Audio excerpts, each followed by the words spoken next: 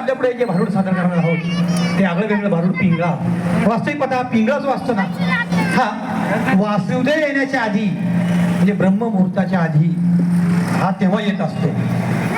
असं म्हणतात की पिंगळा नावाचा जो पक्षी आहे हा किरकिर अतिशय भयानक ओरडतो. रात्री जेव्हा भयानक शांतता होत असते म्हणजे ब्रह्ममुहूर्ताच्या आधी पण अशा या मुहूर्तावर भयानक काळात गडद अंधार पसरलेला असतो, वातावरण भयानक असतं. हा अतिशय क्रूरपणे ओरडत असतो आणि याच्या आवाजाची भीती देखील वाटते. नाथांनी हाच विषय भारुडासाठी निवडला आणि या पिंगळा या पक्षाचं रूपक नाथांनी समाजापुढे मांडलं ते व्यक्तिरूपाने. बायको असं म्हणतात जुनी लोक की या पिंगळा जो सकाळी येतो हातात कंदील घेऊन येतो, अंगात कोट असतो, पायात चांबडी चप्पल असते, टिळा असतो, कानात कुंडल असतात, हातामध्ये कंदील असतात आणि तो अशा भयान रात्रीच्या वेळेला येतो. आणि असं जुने लोक म्हणतात की हा काय करतो अशुभ संकेत देतो. हे हा सगळे अशुभ संकेत देतो म्हणून असं म्हणतात की हा पिंगळा जे बोलतो ते खरं होतं अशी समज जुन्या लोकांमध्ये आहे.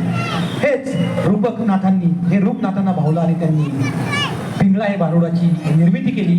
पण नाथांचा जो भारुड आहे हा शुभ संकेत देतो.